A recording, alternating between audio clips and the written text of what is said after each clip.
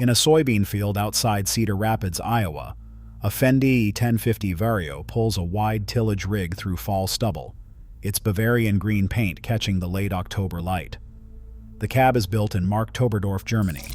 The 500-horsepower MAN diesel under the hood feeds a continuously variable transmission first patented by Fendt back in the 1990s, and the operator grew up on red Case IH iron. For over 40 years, the American farm meant John Deere green and Case IH red. Grandpa ran it, Dad ran it, you would run it. But across the Corn Belt today, the iron in the field is shifting fast. The American farm of 2030 is going to look more like a European farm than the American farm of 2000. That is not a forecast. The change is already in the field, brand by brand, transmission by transmission. Start with the iron itself. The continuously variable transmission was a Fendt signature. The German company put the first Vario into a production tractor in 1995, a stepless gearbox that let the operator dial in any ground speed without shifting through ranges. American manufacturers initially dismissed it. PowerShift was the standard, full PowerShift was the upgrade, and that was the conversation. 3 decades later, the conversation has moved. John Deere now sells infinitely variable transmission and AutoPower CVT options across its high-horsepower lineup. Case IH offers the CVX drive on its Magnum and Steiger ranges. AGCO, the American parent that bought Fendt in 1997 and turned it into a global brand, runs CVT architecture across its Massey Ferguson and Challenger lines as well. The European engineering argument won. The standard transmission spec on a high-horsepower row crop tractor in 2026 is, in essence, a Vario. Then there is the combine. Walk onto a large grain operation in Nebraska, Kansas, or eastern Colorado today, and the flagship harvester sitting on the pad is increasingly a Claas Lexion. A green Lexion 8900 with a 13.7-meter cutter bar, an APS Synflow hybrid threshing system, and an 18,000-liter grain tank. The badge reads, Cell AAS. The factory address reads Omaha, Nebraska. Claas opened that Omaha facility in 1997, originally as a joint venture with Caterpillar building yellow combines for the North American market. In 2002, when Caterpillar got out of the combine business entirely, Claas took full ownership. Today, the Omaha plant produces more than 500 Lexion combines a year, and recently rolled the 10,000th American-built Lexion off the line. The architecture is German. The hands assembling it are in Nebraska. The dealer floor tells the same story. 20 years ago, AGCO had a thin, scattered dealer network across the plains in the south, and Fendt was a niche brand sold mostly to farmers who already knew what a Vario was. Today, AGCO is consolidating its Fendt and Massey Ferguson dealers into larger group operations across Iowa, Illinois, Indiana, North Dakota, and Texas. CNH Industrial is doing the same with Case IH and New Holland.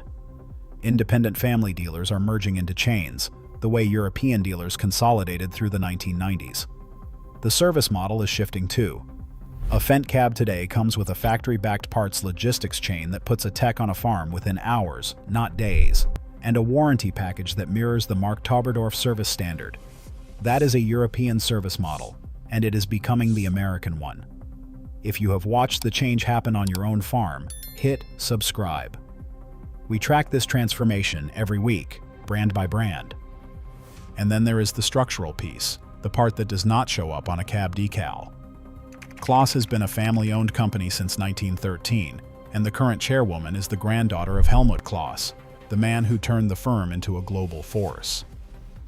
Krone, the forage and baler specialist out of Spelle in northern Germany, has been in the same family since 1906, now run by the fourth-generation Bernhard Krone. These are not quarterly earnings companies. They reinvest profit into product because there is no shareholder vote demanding a buyback. John Deere and CNH Industrial answer to public markets. They do quarterly earnings calls. They issue dividend guidance.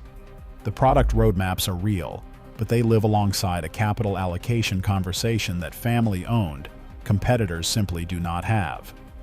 Over a 10-year horizon, that difference shows up in cab ergonomics, in transmission durability, in what the next combine looks like. The operators feel that difference. Younger custom cutters running harvest convoys from Texas up through Saskatchewan are putting together mixed fleets. A Fendt for primary tillage, a Lexion for the wheat run, a Krone Big M for the hay swath, with whatever John Deere or Case IH iron the previous generation left in the shop still pulling secondary work. The brand loyalty their fathers had to a single color is not there. They were raised on European cab interfaces, joystick layouts, and CMOS automatic settings. They picked the iron that does the job, and increasingly the iron that does the job is European designed, often American built, and sold through a service network that did not exist in the plains 20 years ago. None of this means the American farm is going away. The fields are still in Iowa, the wheat still ripens in Kansas, the corn still tassels in Nebraska. But the iron in those fields is converging with the iron working the fields in Bavaria, in Lower Saxony, in northern France. The flag on the cab matters less every season. The engineering and the ownership model behind it matter more.